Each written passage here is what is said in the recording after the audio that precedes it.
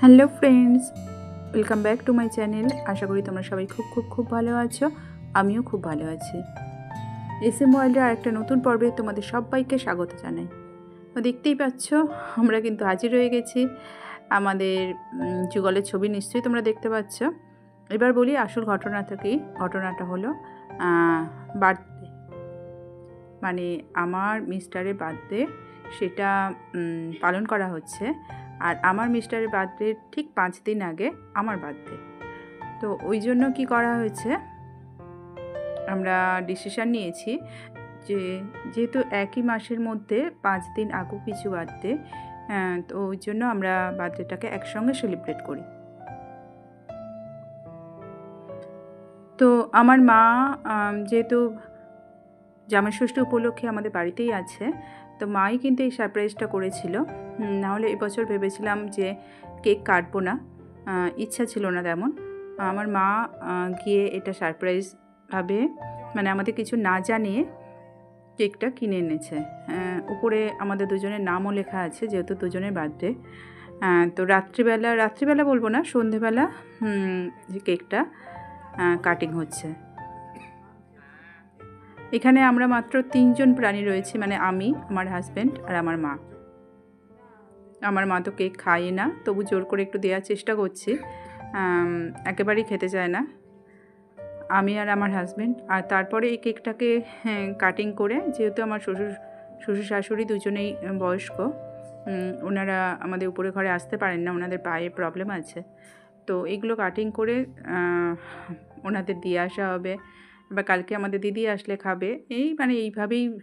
এইভাবেই সেলিব্রেটটা হবে। কী আর করা যাবে বলো, কয়েকটা মাত্র প্রাণী আমরা। তো এইভাবে কেক কাটিংয়ের পর্ব মোটামুটি সমাপ্ত হলো।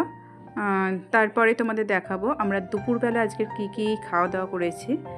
যেহেতু আজকের জন্মদিন, সকালবেলা আমি রান্না করেছিলাম বিরিয়ানি, চিকেন বিরিয়ানি, সাদা ভাত, তার সঙ্গে ছিল মাছ ভাজা, কাঁকরোল ভাজা, কুমড়ো ভাজা, উচ্ছে ভাজা, সাথে ছিল ডাল, মাছের ঝাল, চিকেন, মালাই চিকেন ছিল, রায়তা, আর প্লাস্টিক চাটনি। আর মিষ্টির মধ্যে পায়েস তো থাকবেই। পায়েসটা আমার শাশুড়ি মাই বানিয়েছেন, মানে এক মা পায়েস বানিয়েছেন আর আরেক মা কেক নিয়ে এসেছেন। তো এই হচ্ছে যুগলবন্দি। দেখো, আমি কিন্তু খুব সুন্দর করে সাজিয়ে আমার মিস্টারকে খেতে দিয়েছি। ও আসলে মানে সমস্ত ভেজিটেবল একটু ভাজা খেতে পছন্দ করে, অল্প তেল দিয়ে ওকে আমি একটু ভেজে দিই, ও খুব পছন্দ করে সেটা খেতে। তার সঙ্গে একটু ডাল চায়।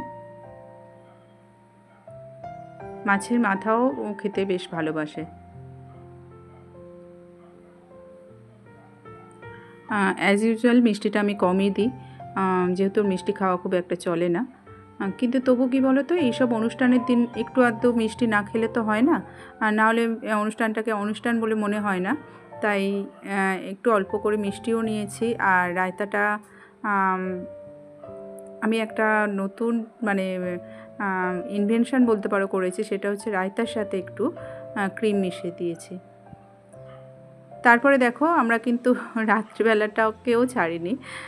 রাত্রিবেলাও একটু সেলিব্রেশনের জন্য আমরা একটা রেস্টুরেন্টে চলে এসেছি। একেবারেই ফাঁকা রেস্টুরেন্টটা, খুব সুন্দর সাজানো গোছানো। আমরা রুফটপে গিয়েছিলাম। তো তারপরে অর্ডার দিয়েছিলাম ব্রাউন রাইসের ফ্রাইড রাইস আর কি। খুব সুন্দর খেতে হয়েছিলো, একটা সুন্দর ঘিয়ের সেন্ট আসছিলো। তার সাথে নিয়েছিলাম একটু গ্রেভিওয়ালা চিলি চিকেন, আর তার সঙ্গে ছিল পনির চিকেন, মানে চিলি পনির। আমরা অ্যাকচুয়ালি চিকেন, চিলি পনির এগুলো খেতে একটু বেশি ভালোবাসি।